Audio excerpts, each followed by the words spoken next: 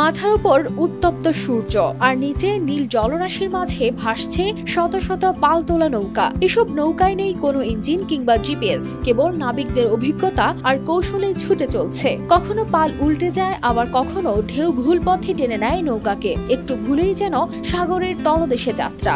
আর এমন প্রতিকূলতার মাঝে বাতাসের সঙ্গে যুদ্ধ করে যারা শেষ অবধি গন্তব্যে পৌঁছায় তারাই হয় বিজয়ী দল। এভাবে জীবনের ঝুঁকি নিয়ে শত শত দলের অংশগ্রহণে অনুষ্ঠিত হয়েছে ঐতিহ্যবাহী নৌকা দৌড়।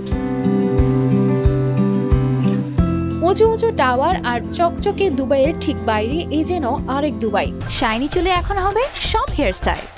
সিল্কোর দ্বিগুণ শাইনি চুল প্রতিদিন। এখানে নেই কাঁচের আকাশ ছোঁয়া দালান, নেই ধাতব যান্ত্রিক শব্দ।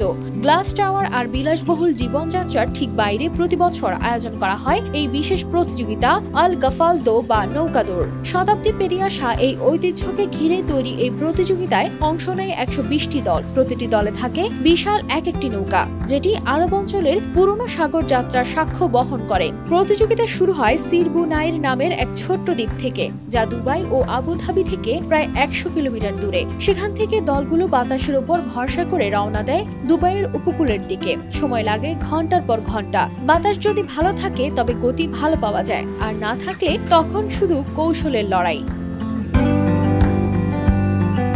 প্রতিটি নৌকার পেছনে থাকে দক্ষ নাবিকের দল। কেউ পালের দিক সামলায়, কেউ ঢেউয়ের গতি বোঝে, কেউ চোখ রাখে দূরের দিগন্তে।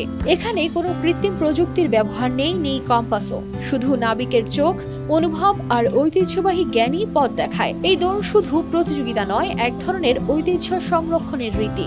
একসময় এই নৌকা দিয়েই মুক্তা আহরণ করতেন আরব জেলেরা, তবে আজ তা প্রতীক হয়ে দাঁড়িয়েছে সাহস, শিকড় আর সংস্কৃতির। News desk, RTV।